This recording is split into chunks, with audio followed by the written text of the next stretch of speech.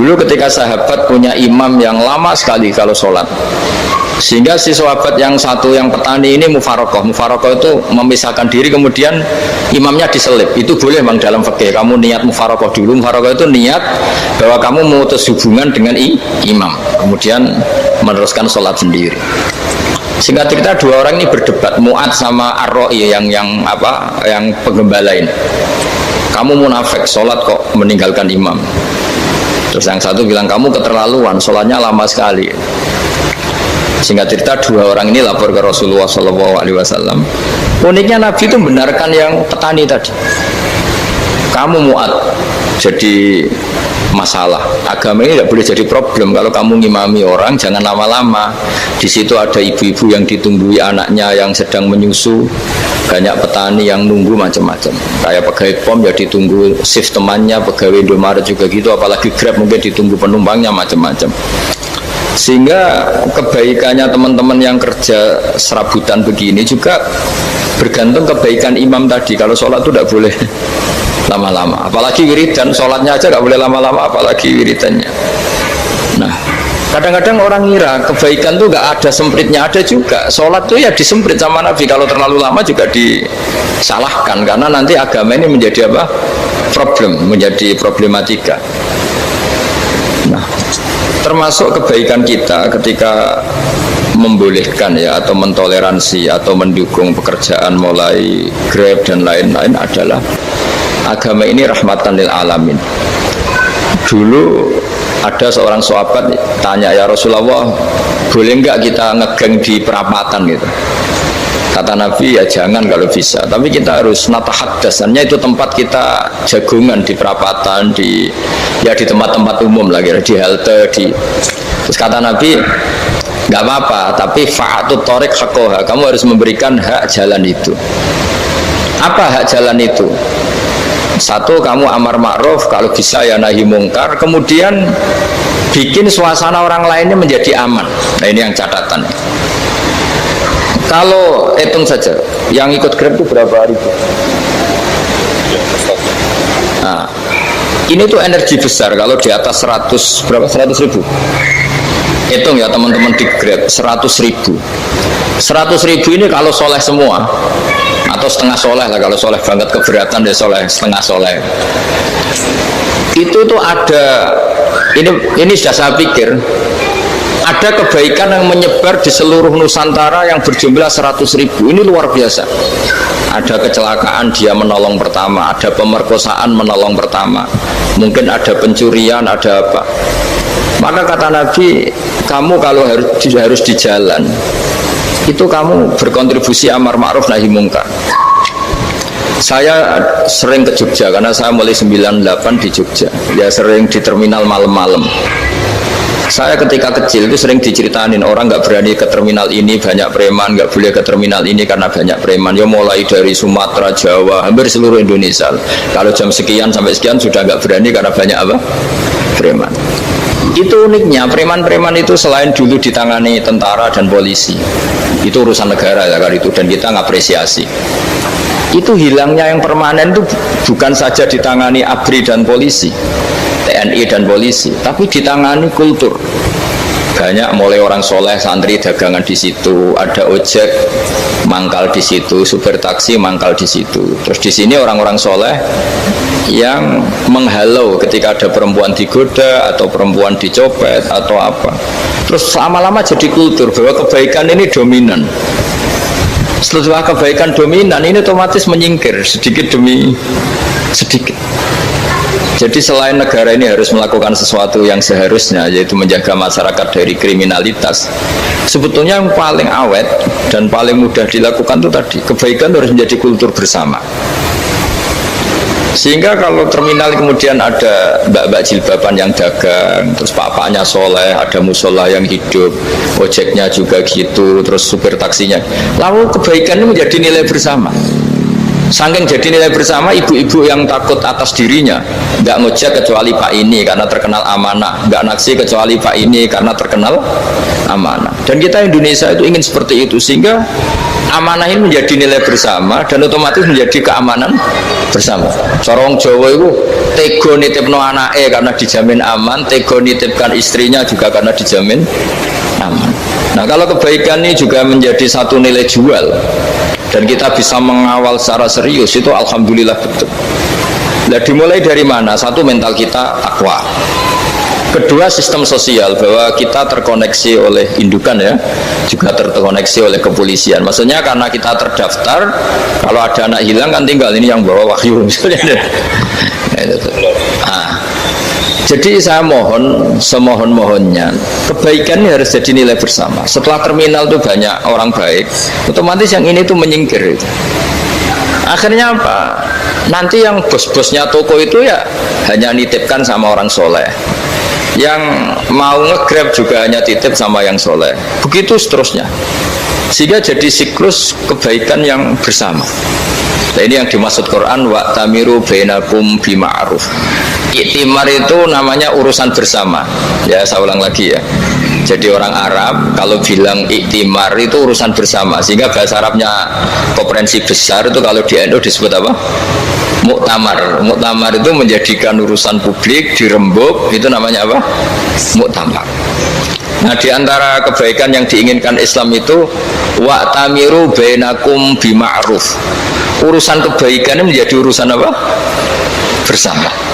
Ya, saya contoh itu kecil saja, itu mesti dikandani sama orang-orang tua, jangan di terminal ini sampai jam ini, jangan di perapatan ini ketika sudah jam begini. Tapi barokahnya orang soleh bertebaran di mana-mana itu. Yang tukang grab ya di mana-mana, yang penjaga toko ya banyak yang soleh, yang ngojek, yang macam. Sehingga di terminal itu nyari tempat sholat ya gampang, cari tempat duduk ya gampang, nyari orang amanah ya gampang. Bahkan lama-lama yang nggak amanah ini nggak laku. Dan ini yang kita inginkan. Dan ketika nggak laku, akhirnya dia kalau ingin laku harus amanah, atau ingin laku harus tobat.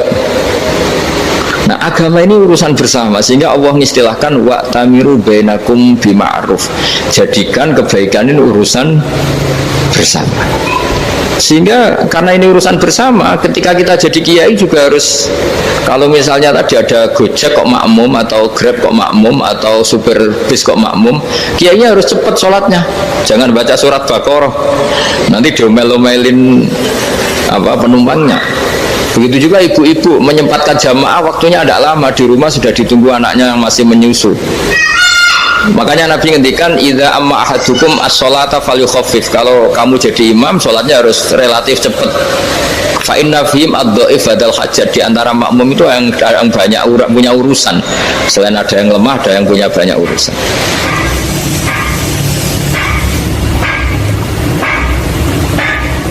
Nah, terus ketiga, masalah kekayaan hati. Kekayaan hati ini penting sekali, karena rata-rata teman di Grab itu kan miskin lah. Tapi jangan miskin sampai miskin hati itu. Bahwa kamu nyari nafkah itu sudah ibadah, berkelana di bumi Allah juga ibadah, menyaksikan macam-macamnya orang itu juga ibadah. Bahkan menambah khazanah ilmu. Di antara warisan ilmu yang kita dapatkan dari Rasulullah SAW, misalnya kamu jalan-jalan, punya kaki dua, punya tangan dua. Gara-gara jalan-jalan sering ngerti orang yang buntung. Alhamdulillah, meskipun saya hanya Grab, masih punya kaki. Terus ketemu orang buta ya gitu. Alhamdulillah, ladzi afani mimma btalaka bih. Alhamdulillah, saya terselamatkan dari seperti itu. Sehingga melihat orang maksiat juga gitu. Saya meskipun gini terselamatkan dari jari tempat maksiat, dari, sehingga hidup itu tidak nelongso gitu. Ada nilai lebih yang kita punyai. Jadi di antara kebaikan Islam adalah orang disuruh ingat sisi nikmat. Nah, kalau nikmat itu sudah ada semua, kata Imam Ghazali, nikmat hidup. Kata Imam Ghazali, jika nggak ada kenikmatan yang Anda punyai, kamu datang ke kuburan. Disuruh datang ke kuburan. Dan kamu bilang begini, kenikmatan kembali ke dunia adalah kenikmatan yang diinginkan mulai yang mati zaman Nabi Adam sampai kiamat. Jadi kalau Fir'aun yang pernah jadi raja, Namrud, semuanya, bahkan orang-orang soleh sekalipun, kalau kamu tanya keinginan terbaiknya apa? Ingin kembali hidup untuk membenahi kesalahannya zaman hidup. Artinya apa? Kehidupan yang kita miliki sekarang adalah kenikmatan yang dirindukan mulai yang mati zaman Nabi Adam sampai kiamat. Maknanya apa? Kita punya kenikmatan yang luar biasa karena kenikmatan yang dirindukan oleh orang yang sudah mati mulai dulu sampai sekarang. Apapun masalah hidup Anda ini punya kenikmatan yang nggak tertandingi, yaitu namanya hidup. Barokahnya hidup itu kita bisa tobat. Setidaknya ingin tobat. Kalau nggak bisa tobat, ingin tobat. Makanya di Indonesia itu banyak nyuwun sewu, banyak maling yang anaknya itu soleh, karena kalau ngandani anaknya tetap gini, wes le bapak tok sing lakoni kowe ojo, bapak tok yang alami ini kamu jangan.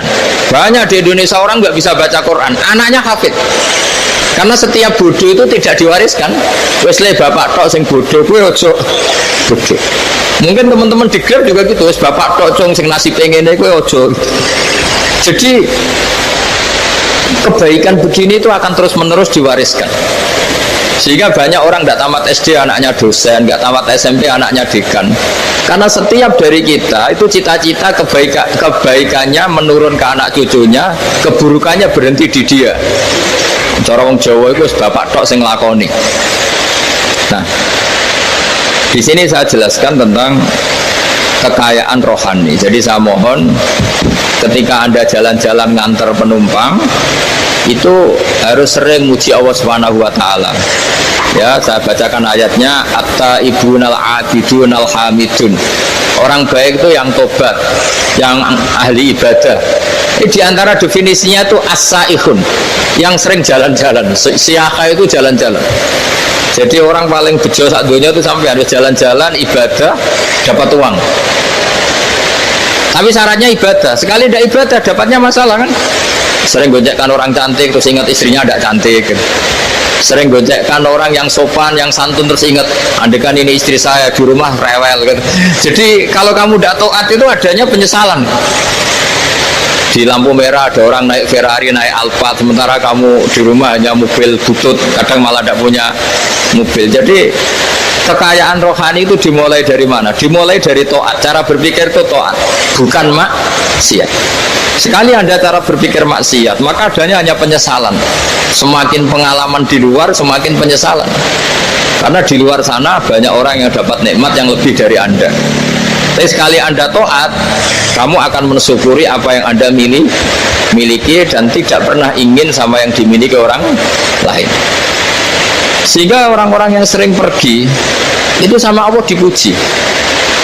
Jadi tidak ada nabi kecuali di antara ibadahnya itu jalan-jalan. Fasiru fil ardi.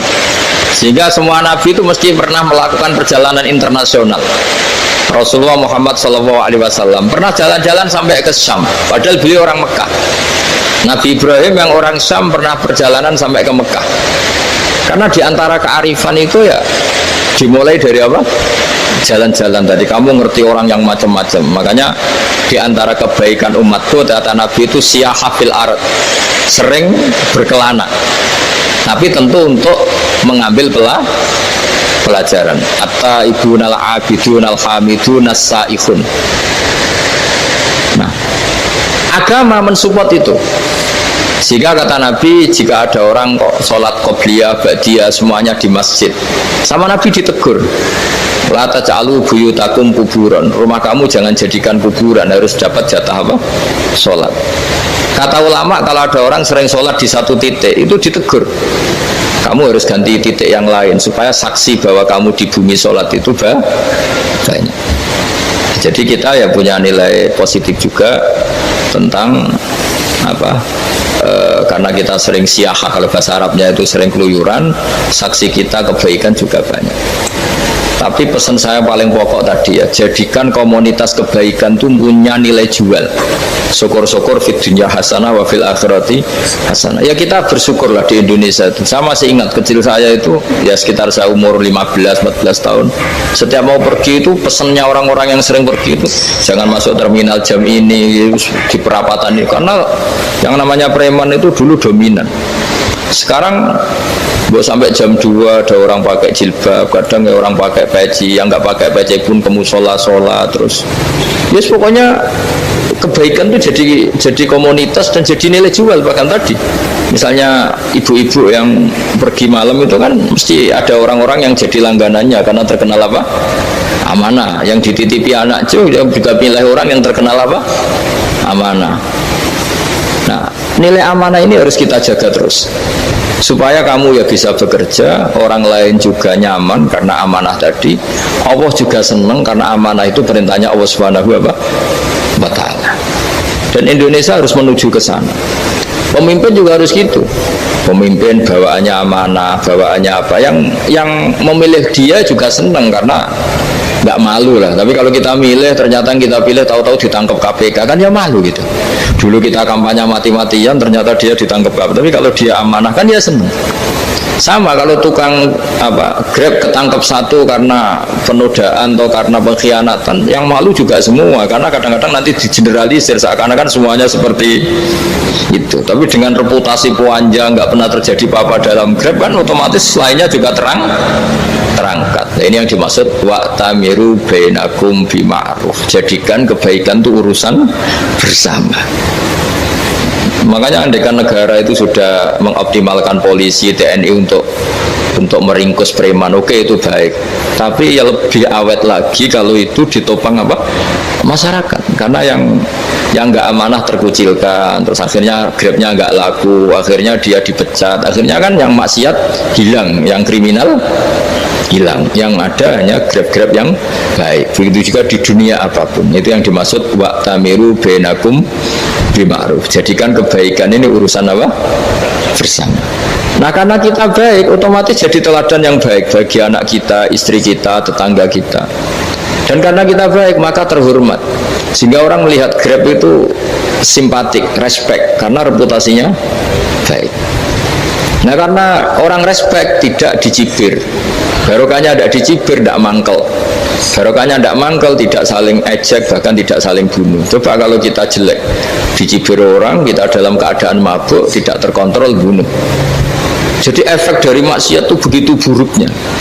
Sehingga penelitian itu mengatakan kebanyakan kecelakaan ya pemicu utamanya rata-rata ya nyupir dalam keadaan mabuk. Beberapa nyuwun sewu kasus-kasus kriminal rata-rata ya dipicu oleh hal-hal seperti itu. Makanya meskipun di luar saya tolong hindari narkoba, hindari hal-hal yang maksiat supaya pekerjaan Anda ini barokah.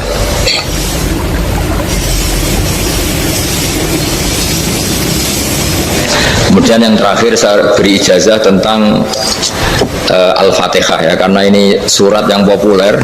Kalau saya ijazahi Quran 30 juz pasti sampean nggak hafal. Atau ijazah surat Baqarah, kalau mau Baqarah mau. Ijazahi surat Baqarah mau 2 juz setengah. Mau Mas Asep? Ya Fatihah aja yang gampang ya. Nah, ya Qul Fatihah ini paket ringan ini. Tapi pahalanya apa?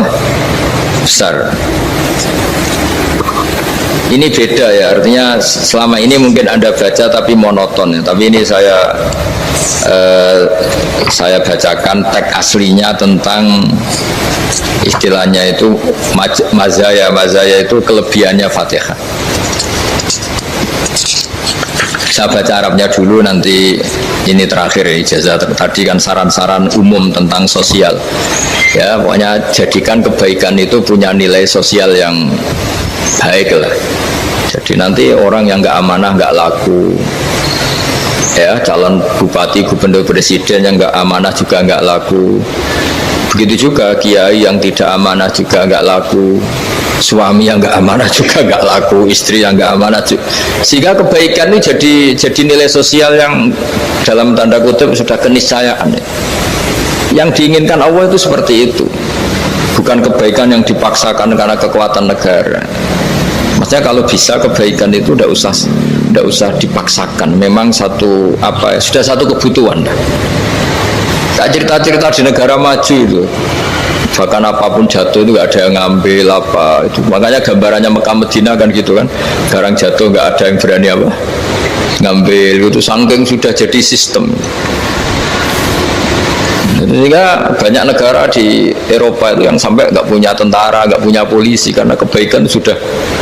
Nah kita kan masih capek, polisinya aja capek, apalagi masyarakatnya, karena ya apa ya, kebaikan itu belum jadi nilai apa bersama. Nah, kita selain ditopang negara, ada polisi, ada tentara, itu kita usahakan kebaikan itu jadi nilai apa bersama. Tadi wa tamiru bainakum bima'ruf. Dan kita punya reputasi yang bagus dalam bab ini. Saya masih ingat kecil saya itu yang jilbaban hanya keluarga kiai. Sekarang rata-rata masyarakat itu jilbaban. Dulu yang sekolah SMP, SMA itu jilbaban kadang dulu malah dilarang ya, harus sama seperti itu seragamnya.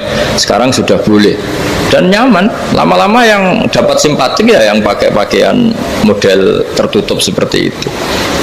Lama-lama gamane cara wong golek mantu ya golek yang seperti itu daripada yang blodor. Lama-lama jadi nilai bersama. Ya ingin saya seperti itulah. Di terminal juga sama. Orang mau makan cari warung yang kelihatan ada ayat kursinya, pakai jilbab, atau paling tidak dia nggak mungkin lah nyuguhkan yang tiren atau yang haram. Akan ada garansi sosial. Ada apa? Ada garansi apa? Sosial. Dengan penampilan yang soleh itu kan, masa iya nyuguhkan oplosan babi gitu misalnya itu. Jadi nilai sosial itu harus, ya tadi harus benar-benar jadi nilai, sehingga negara biar gak capek-capek. Polisi juga gak capek kan, karena tugasnya corong Jawa mau ngawat-ngawati tok, tapi sudah tidak perlu tegang karena kebaikan sudah jadi nilai apa bersama. Ingat-ingat ya ayatnya tadi, wa tamiru bainakum bima'ruf. Jadi kebaikan itu harus jadi nilai bersama. Iktimar itu menjadi urusan bersama. Makanya kalau kita rapat besar disebut apa? Muktamar. Muktamar itu urusan bersama. Ya tadi imamnya sholat juga menopang Gojek karena nggak lama-lama nopang Grab, nopang Kernet, nopang penjaga Indomaret, penjaga bensin, pom bensin. Nah dia hanya punya waktu 5 menit terus imamnya baca Baqarah kan. Iya imamnya mursyid, mungkin dia tambah lama tambah dapat aplaus dari muhibbinnya, tapi makmumnya dia tambah lama dapat penghormatan dari pecintanya, tapi kitanya wah khusyuk wali kan, dia dapat status naik lah. Kita yang sudah tidak ikut jadi wali diganggu apa pekerjaannya. Kalau ada imam seperti itu sampai mufarokoh saja, niat ya Allah sampai sini saja saya makmum orang itu, silakan orang itu punya urusan sendiri dengan jenengan, ya sudah, atau salib saja apa ya, itu boleh. Kalau dalam fikih namanya apa? Mufarokoh. Mufarokoh itu niat, tapi kamu jangan langsung selonong mufarokoh, niat dulu pamit sama Allah bahwa sekarang mau mufarokoh. Ya, tapi ya jadi sholat yang aneh kan, imamnya masih rukuk, kamu terus sujud, terus apa-apa selesai ya. Mungkin dalam pandangan itu orang lain ini maksudnya makmum gimana ini kok begini. Tapi sudahlah, Allah Maha tahu. Nah, insya Allah dimaklumi. Ya saya baca tentang Fatihah ya, karena sampean pasti sering baca Fatihah. Supaya apa sekaligus jadi jimat lah gitu. Jadi kalau kamu sering di jalan-jalan yang mungkin sepi, atau mungkin kan tidak semua teman Grab itu nasibnya bagus yang di Semarang Jogja, mungkin yang di Kalimantan di Papua kan ada yang 10 kilo gak ketemu rumah ya kan, yang lihat di TV itu kan kasihan kan, sudah 10 kilo gak ketemu rumah, penumpangnya kewekar preman tuh kan, ini makan orang enggak kan, udah kan ujiannya dua. Kalau penumpangnya cantik itu ya kecoba syahwat, kalau preman takut. Jadi orang itu selalu ujian itu. Sing sedingan itu kan jarang orang. Jadi kalau penumpangnya perempuan cantik ujiannya itu syahwat, kalau preman ujiannya ketakutan. Kalau orang yang lemah bawa uang ujiannya kamu ingin garong. Jadi hidup itu memang semuanya ujian. Liyabluwakum ayyukum ahsanu amala. Makanya saya sering ditanya oleh teman-teman, Gus, nah ujiannya kenal wong wedok elek piye? Sama, kenal wong ayu ujiannya syahwat, kenal wong elek ujiannya ngenyek, itu sama-sama dosa. Syahwat ya dosa, ngenyek juga dosa. Wah elek keriting untune metu ya dosa, ngomong gitu. Kadang-kadang orang berpikir enak kancanan wong elek gak dosa. Kata siapa? Kancanan wong elek itu ya dosa, karena bawaannya ngenyek. Ngenyek itu menyepelekan itu. Makanya saya itu ya nggak mau berteman sampean. Nanti kan bawaannya ngenyek atau seneng ya tidak tahu. Ya sudah ada takdir saja kalau ketemu ya tak ulang ngaji gitu. Tapi ini ngaji terakhir, setelah ini ngaji biasa aja, tidak usah resmi gini. Ngaji kok resmi aneh. Pokoknya nanti suatu saat kalau pandemi sudah berlalu saya akan ngaji Rebonan, ini ngaji. Ini ngaji yang kurang bagus karena ngatur kiai kurang berkah ini. Nanti tapi ya lumayan lah masih mau ngaji. Ngaji kok tanggal ini jam ini. Sekarang suatu saat kamu tak panggil, Mas Wahyu datang ke sini jam ini, tidak mesti bisa. Mungkin pas ada acara apa, oh, maaf ke sini pas ngecek kan pas apa. Jadi ya sudah, tapi tak maafkan, enggak apa-apa. Takdir ya.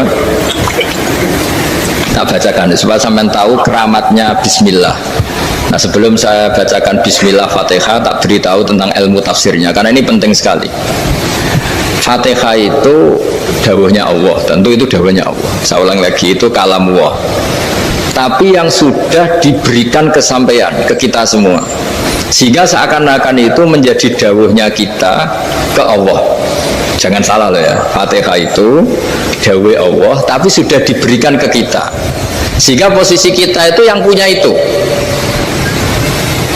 Nah kenapa ini perlu dijelaskan? Karena nanti ada kalimat iyyaka na'budu wa iyyaka nasta'in. Kalau itu masih kalam Allah, berarti Allah ngomong ke kamu, ngendikan ke kamu, kepadamu aku menyembah. Masa Allah menyembah kamu?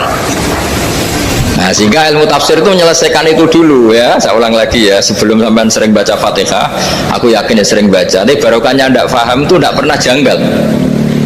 Enggak paham itu ya penting supaya tidak iskal, tidak janggal. Sebetulnya di kalimat itu ada yang janggal. Kalau Fatihah itu kalimatnya Allah atau kalam Allah, bagaimana dengan kata-kata iyyaka na'budu? Masa Allah ngendikan ke kita, kepadamu kami menyembah? Masa Allah menyembah kita?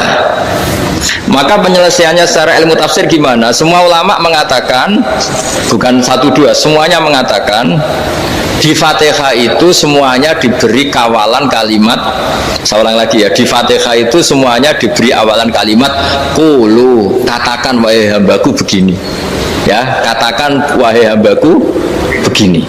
Nah begini ini pelajaran dari Allah yang sudah diberikan ke kita. Terus kita mengatakan Bismillahirrahmanirrahim, Alhamdulillahirabbil, termasuk kita mengatakan iyyaka na'budu wa iyyaka nasta'in. Jangan bayangkan Allah ngendikan ke kita. Kalau Allah ngendikan kita berarti gini, hei Wahyu, ihdinas siratal mustaqim, tunjukkan saya jalan yang benar.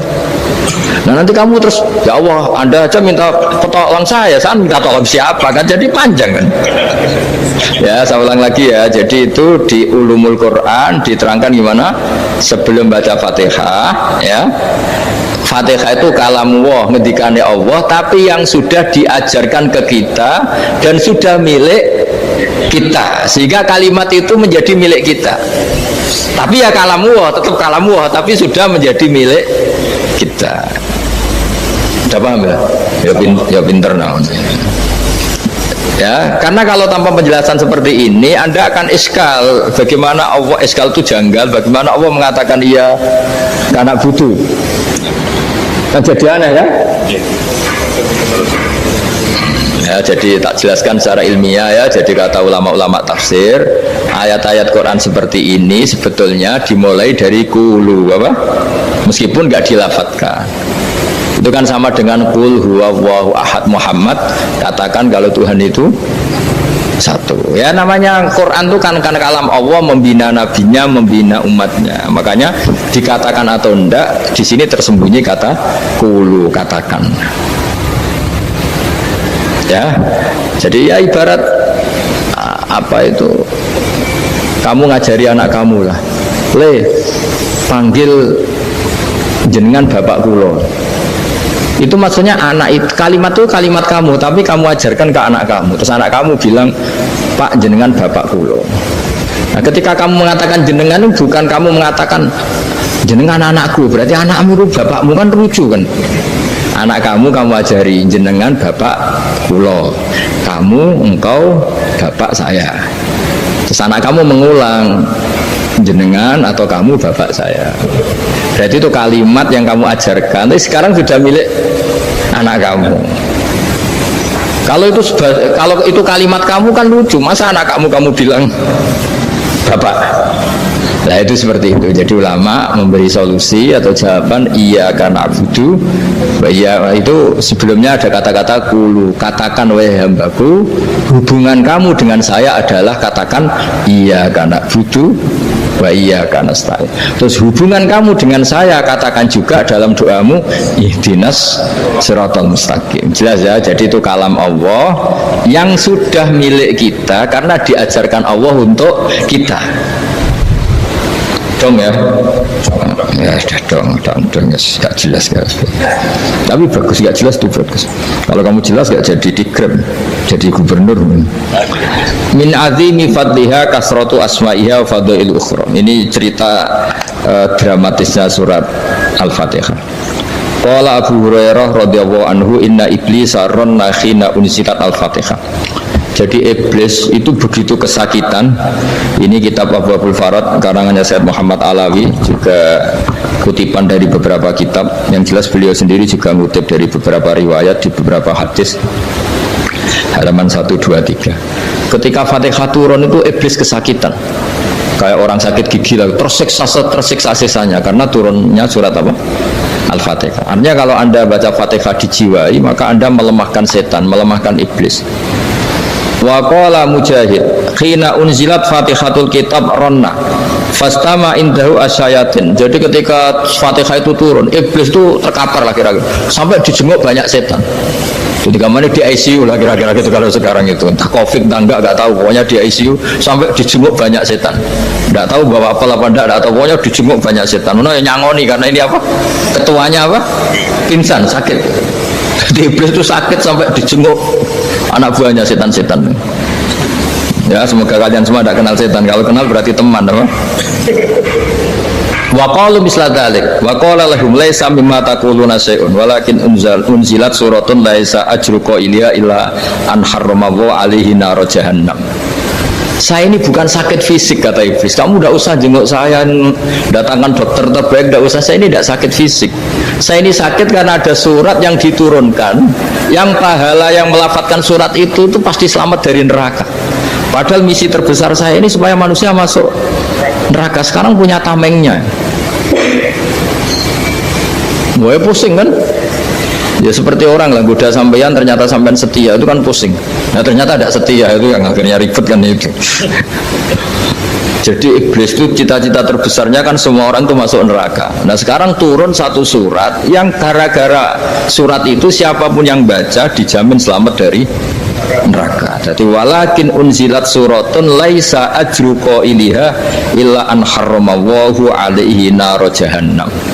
Karena jadi dia shock lah, kalau orang di Jawa itu bilang shock. Aduh sial nasib saya ini umat nggak bisa saya goda lagi karena punya tamengnya tadi punya. Khotbah tolakai dukum makrukum, rekayasa kalian sekarang itu tidak ada gunanya semua. Nah, ini alhamdulillah di Indonesia kelihatan kan banyak yang miskin, banyak yang susah. Tapi selagi mereka masih sholat, tuh keinginan mencari halal itu masih tinggi. Kayak apa kita di tengah kota, jauh dari anak istri, jauh dari tetangga. Biasanya kalau orang jauh dari anak istri, tetangga kan sakar PDW. Tapi yang soleh masih banyak, sudah jauh dari keluarga tetap lurus. Loh, kalau yang dekat lurus kan wajar, konangan wong akeh kan. Ini sudah jauh masih lurus. Nah ini nggak lepas dari barokahnya surat apa? Surat Fatihah tadi. Jadi karena ada surat yang menjamin pelafalnya atau qailiha terbebas dari api neraka. Wa qalat as-sayatinu lahu is ayyusa'in ta'muruna ya maulana. Faqala lahum idhabu wajtahidu hatta tukhfilu qulubahum hatta la yaqulu hadhihi surah. Lalu kita gimana? Jari para setan begitu. Lalu kita gimana? Terus kata iblis, sudah bikin mereka lupa sehingga tidak baca lagi. Selagi masih baca kita pasti keok. Jadi kalau sampean sudah jarang baca Fatihah itu berarti sudah bagian dari kemenangan apa? Iblis. Jadi kalau sampean sudah jarang baca Fatihah itu berarti bagian dari kekalahan Anda, kemenangan Iblis. Masih sering baca? Berapa kali? Kali sholat. Dan sama lagi? Ya, kalau ngajar itu juga kok 5 kali tok itu? Berarti pas sholat fardu tok itu? Enggak 5 kali itu mendingan itu 17. Kamu itu ngitungnya jangan 5 ini. lima waktu aja. 5 waktu itu berarti lumayan kan? Berapa? 17 ya? Iya. 17 ya? Ya. 17, tapi kalau makmum tuh sering separuh kan, apalagi makmum terawih. Ya kan? Makmum terawih itu bacanya Fatihah ada yang sempurna enggak ya? Ya enggak lah. Baru alhamdulillah rabbil alamin ikut ruko ini gitu. Makmum kan yang terawih teman. Kalau terawih jarang sempurna ya. Fatihahnya itu. Kan imam sudah ruko. Kamu bacanya Fatihah sampai mana tuh? Baru setengah ya. Ya paling pas terawih aja kan enggak sempurna ya. Apalagi kalau imamnya sing kilat tuh, waduh malah. Nah, ketika Fatihah itu sebegitu keramatnya, sebegitu topnya, itu setan rapat, singkat cerita itu yang tadi dipimpin oleh iblis yang sedang terkapar apa? Terus tali obatnya nggak ada, cuma dia shock karena ada surat yang turun yang melafatkan itu pasti selamat dari apa? Neraka. Nah ini gimana saran Anda? Sarannya adalah bikin orang-orang itu lupa, tidak baca Fatihah. Nah ini rapatnya iblis. Idhabu wajtahidu hatta tufilu qulubahum hatta la yaqulu hadhihi surah. Kala yuksiru qira'ataha wa la yakunu lahum ajrun wa sawabun bal yakunu lahum adzabun wa iqabun.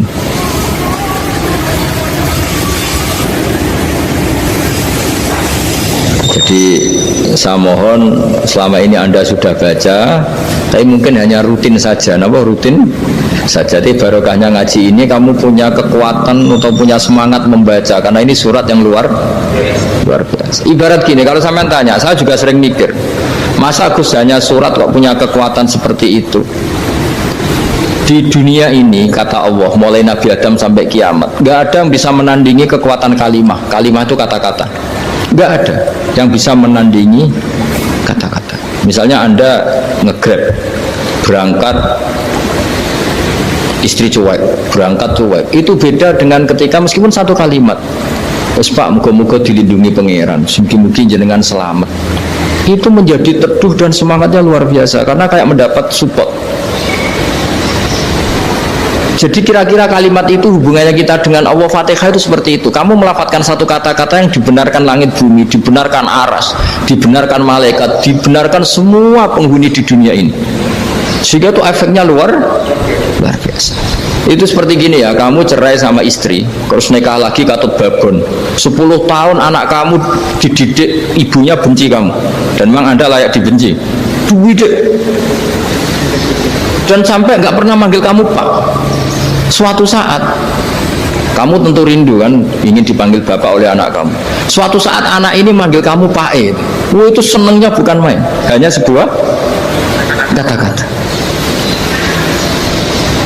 Makanya kadang-kadang orang itu tanya sama kiai, ijazah lafadz ini gunanya apa sih?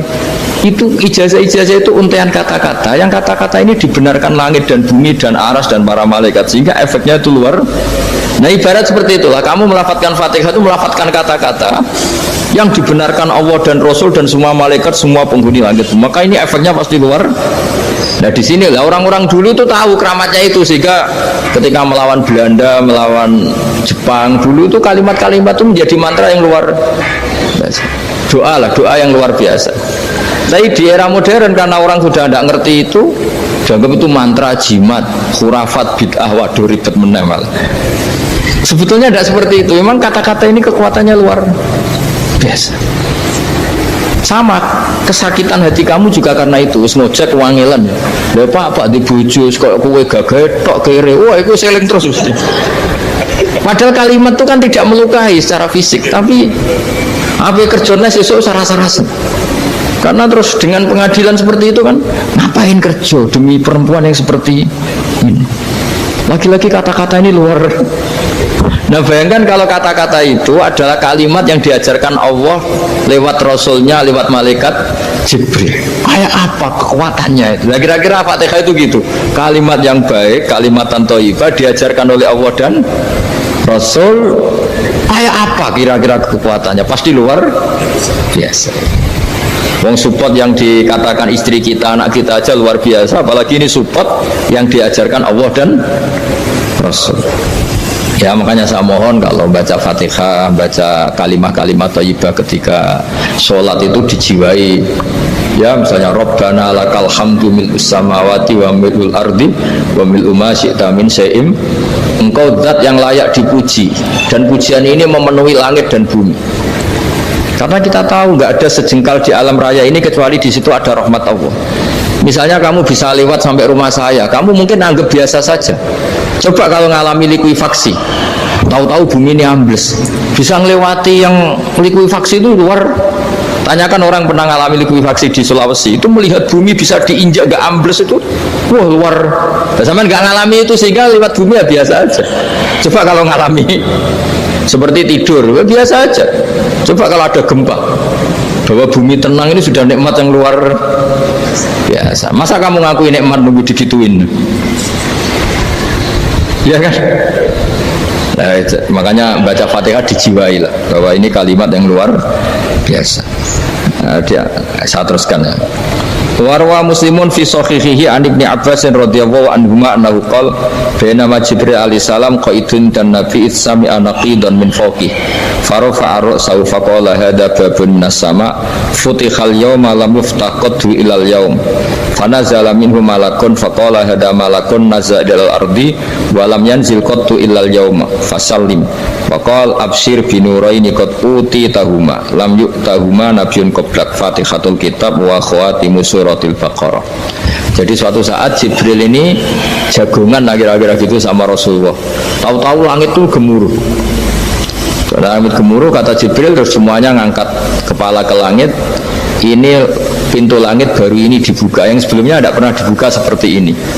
Turunlah malaikat, yang malaikat ini pun malaikat spesial, yang nggak malaikat murahan lah kira-kira gitu, yang nggak pernah turun ke bumi kecuali juga saat itu. Dengan penyambutan yang luar biasa, dengan semuanya tidak pernah terjadi, hanya karena bahas surat Fatihah. Jadi ini surat yang luar biasa, pengawalannya lewat malaikat yang spesial, nggak pernah turun di bumi kecuali saat itu. Penyambutannya juga nggak pernah seperti itu, baru seperti itu. Jadi semuanya itu spesial. Nah, kenapa ini spesial? Karena di situ ada isi puja-puji kepada Allah Subhanahu wa ta'ala. Ada ikrar kita, alhamdulillah rabbil alamin ar-rahmanir rahim. Ikrar ini penting. Kalau contoh paling gampang gitulah, kamu punya istri selama ini cerewet terus, suatu saat ngomong, Pak, tak angen-angen rawono wong lanang koyo sampeyan. Itu langsung tidak ada lelaki sebaik engkau. Itu sama senengnya, masya Allah, karena ada ikrar dari seorang istri ke kamu. Nah, bayangkan kalau ikrar kita sebagai hamba diakui oleh Allah Subhanahu, maka ikrar ini akan dicatat sebagai kebaikan kita yang kita panen nanti di akhirat. Karena ada ikrar, kita ikrar bahwa alhamdulillah rabbil alamin, kita ikrar ar-rahmanir rahim, kita ikrar maliki yaumiddin, kita ikrar iyyaka na'budu wa iyyaka nasta'in. Sampean misalnya jadi orang Indonesia, ketemu orang Indonesia yang makmur di Jerman, terus lupa Indonesia, kamu orang Indonesia? Enggak, saya ada orang Indonesia. Mangkel gak kira-kira? Mangkel, karena salah ikrar kan gitu. Ya, jadi saya mohon jangan anggap kalimat itu hal yang biasa, tapi luar biasa. Nggih, ngoten mawon. Assalamualaikum warahmatullahi wabarakatuh.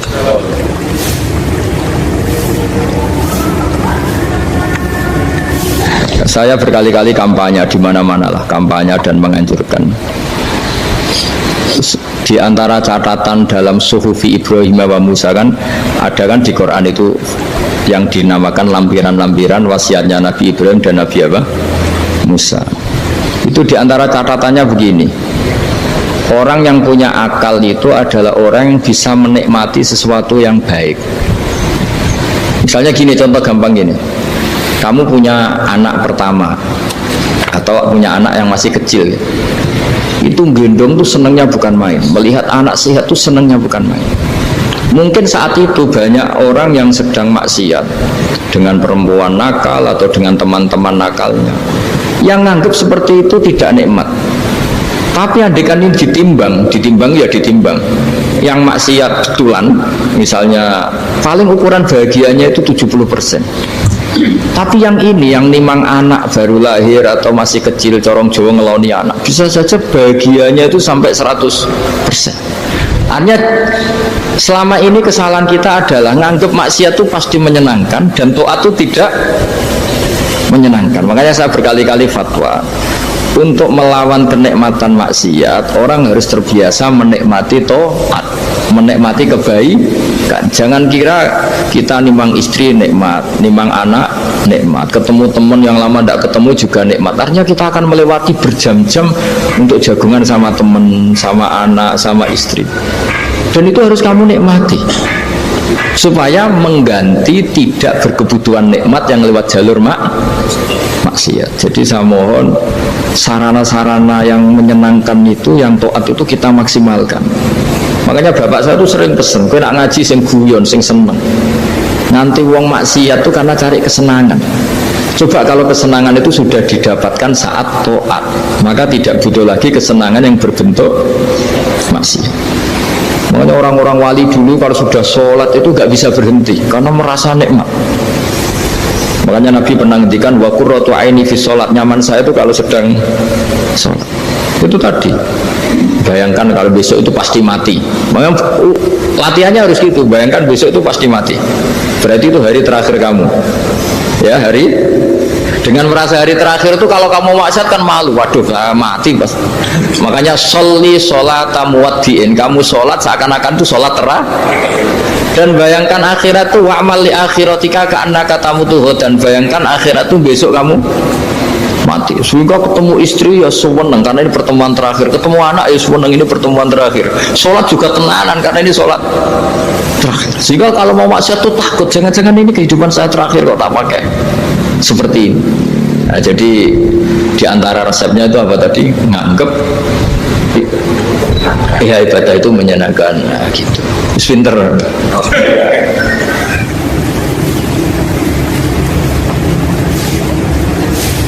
Oke, satu pertanyaan lagi, Gus. Ini ada pertanyaan dari teman-teman mitra driver Grab. Saat mengantarkan barang, tiba-tiba azan waktu sholat, ya, Gus. Lalu kita sebagai driver harus sholat dulu atau menyelesaikan orderan dulu, karena itu juga amanah kan orderannya itu. Mungkin nganter barang atau mungkin nganterin penumpang.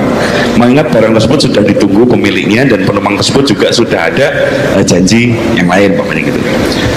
Nyuwun pencerahannya, Gus, gitu. Begini ya, ini kan fikih sosial ya. Saya jawab, ini memang nggak harus pakai fikih, nggak pakai rasa. Saya ulang lagi, pakai fikih, nggak pakai rasa. Waktu sholat itu kan banyak ya, diantaranya maghrib dan isya, duhur dan asar, terus subuh sendiri. Ya, ben zaman belajar fikih, orang belajar tasawuf ya. Nah, kalau subuh itu tidak ada toleransinya kalau waktunya sudah tinggal 10 menit karena tidak ada jamak. Ya, tidak ada apa? Jamak. Sehingga misalnya kalau kamu ngojek waktu tinggal 10 menit ya harus sholat. Tapi kalau sekedar dengar azan ya, ini penanyanya kayaknya itu teman kamu, jadi fikihnya kayak kamu, nggak jelas. Azan itu kan bukan akhir waktu sholat. Azan itu bukan akhir waktu sholat, tapi awal sholat. Itu tidak harus supir Grab, tidak harus supir Gojek. Meskipun kamu makan ada azan ya teruskan saja, kan tidak akhir waktu sholat. Anda menerima tamu, gendong anak, atau sedang nyupir, atau sedang bercengkrama sama teman. Kalau ada azan ya nggak apa-apa, misalnya diteruskan. Kan bukan akhir waktu sholat. Yang benar-benar harus ditinggalkan itu kalau waktu sholat misalnya tinggal 7 menit. Atau tinggal 8 menit. Waktu yang mau tidak mau kamu harus tasarrufkan, kamu peruntukkan injury time gitu. Nah, injury time. Ya, gitu aja kok nggak tahu ya. Nah, lalu misalnya, kalau pertanyaan tadi mestinya kelasnya itu kelas afdoliyah. Utamanya gimana? Kalau wajibnya belum ada karena kan waktunya masih panjang. Jadi pertanyaannya bukan wajibnya, tapi sebaiknya, karena ini semuanya belum mendesak kan. Andai kan kamu teruskan nganter barang kan tidak ada jaminan waktunya habis. Padahal kalau kamu memaksa sholat, mungkin citra kamu sebagai supir Grab tidak baik karena dianggap mengabaikan konsumen. Nah, terus kedua menyangkut jarak. Oke, seperti itu. Nah, sekarang kalau pertanyaannya dibalik, makanya yang dibalik ini agak ribet. Waktu sholat tinggal 8 menit. Ada konsumen yang minta diantarkan saat itu dan acaranya ke mall happy-happy, maka fatwa kita sebagai ahli fikih, ya tantang saja, saya mau sholat dulu, kalau nggak sabar ya silakan cari yang lain kalau acaranya ke mall. Tapi kalau acaranya kelahiran atau transfusi darah atau mau nganterin darah ke pasien yang sudah koma, maka kita langsung, karena ibadah sosial itu didahulukan mengalahkan ibadah yang haknya Allah, karena Allah itu zat yang tidak butuh ibadah kalian. Tapi kalau pasien ini kalau nggak nang kesampaian darahnya mati misalnya, jadi kemana Allah lebih apian lah gitu. Makanya masyhur kalau dalam fikih hak Allah sama hak adami ini dimenangkan hak adami, tapi bukan karena Allah kita kalahkan. Allah tidak butuh itu semua gitu. Jadi dikalahkan tapi bukan karena kalah, justru karena tidak butuh. Ya ibarat gini lah, Allah itu saking baiknya Allah kan pasti di atas orang tua kita, itu pasti saya lagi, baiknya Allah pasti di atas orang tua kita saja baik, apalagi Allah. Misalnya orang tua kamu butuh uang 5.000, adik kamu butuh uang 5.000, adik kamu yang kecil atau ya, kira-kira orang tua kamu tuh nyuruh dikasihkan beliau ke adik kamu, kira-kira saja ke adik kamu. Nah, Allah itu saking baiknya, hal yang terkait Allah, misalnya tadi sholat tepat waktu, sama ibadah sosial, itu disuruh ibadah sosial. Karena ini kalau nggak kesampaian transfusi darahnya atau apalah, atau kamu dokter yang harus mengurus operasi, waktunya tinggal 5 menit, kamu harus ngoperasi pasien dulu. Karena Allah bisa menerima sholat kamu. Nah, tak terangkan lagi ini fikih terus. Lalu sholat yang apa? Kalau sholat itu antara maghrib dan isya, dan nanti yang terlambat itu maghrib, kita ngikuti ulama yang mengatakan jika ada darurat, maka maghrib dan isya boleh dijamak meskipun tidak atas nama pergi. Kan jarak kamu kan tidak jarak masafatu qasrin. Artinya apa? Misalnya saya dokter, harus operasi, waktu saya tinggal 8 menit mau maghrib, ternyata harus ada operasi. Kalau saya nggak nangani, mati. Saya harus operasi. Dan nanti waktu saya maghrib habis itu tidak harus dikatakan kodok atau yang mengeluarkan maghrib dari waktunya. Bisa saja menurut ulama dianggap boleh dijamak takhir dengan isya, karena kondisinya masih waktu jam'in. Itu juga duhur dengan asar. Tapi kalau waktunya itu asar, tinggal 8 menit, kemudian harus ada operasi, ya kita operasi, waktu asar kita mundur sampai maghrib, namanya kodok yang dimaafkan Allah. Ya namanya tetap kodok, karena asar nggak bisa dijamak dengan maghrib. Jadi ini fikih ya, jadi jawabnya harus jelimet. Jadi saya ulang lagi ya, tadi kan pertanyaannya dengar adzan. Kalau adzan kan waktunya masih panjang, apalagi misalnya maghrib kan waktunya kan taruh saja ada waktu seperempat jam. Ternyata andekan kamu antar hanya butuh waktu 7 menit, kan nggak ngefek sama sekali. Nyanda.